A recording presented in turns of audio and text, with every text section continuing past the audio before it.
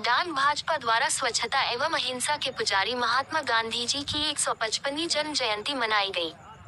डांग, गुजरात। दिनांक 2 अक्टूबर 2024। आज 2 अक्टूबर को पूरे देश में महात्मा गांधी और लाडीला बापू का जन्मदिन है।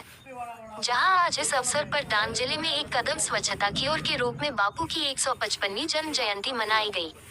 जहां डांग जिला बीजेपी ने पूरे देश की आजादी में भागीदार रहे महात्माओं की प्रतिमाओं की साफ सफाई की और पुष्प मालाएं अर्पित कर उन्हें सच्चे अर्थों में श्रद्धांजलि दी।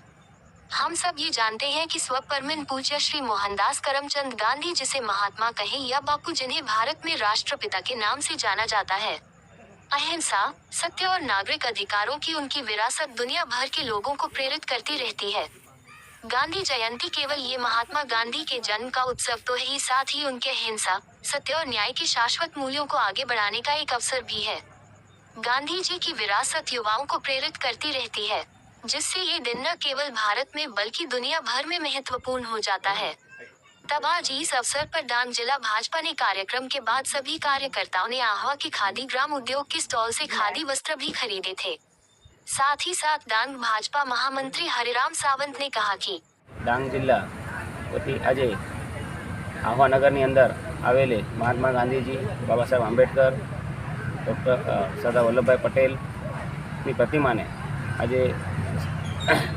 विस्तार में साफ सफाई करी एमने पुष्पांजलि आपी साथी पुष्पांजलिना कार्यक्रम गोठवामां आव्यो छे। साथे साथे विवेकाधीन बोर्डना जे युवको छे एमनी साथे रही एक स्वच्छतानो कार्यक्रम राखवामां आव्यो छे।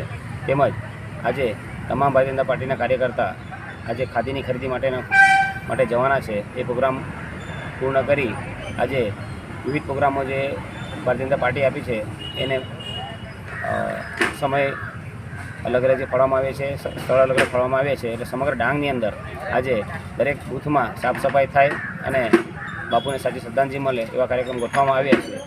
તો આજના દિને બાપુને એક સાચી શ્રદ્ધાંજલિ આપતા એક સ્વચ્છ ભારત અને સ્વચ્છ આપણો દેશ રહે એ હેતુ સાથે મોદી સાહેબે જે એક અભિયાન ઉપાડ્યું છે, એક પેડ માં કે નામના, એ પણ આજે મંચ પરથી દરેક વિદ્યાર્થીઓને અને ગ્રામજનોને આપણે જીવનમાં દર વર્ષે એક પેડ લગાવીએ અને એમનું જતન કરીએ એ સાચી શ્રદ્ધાંજલિ થાય એમ કહી આજના દિને આ પ્રોગ્રામને ઉજવીએ।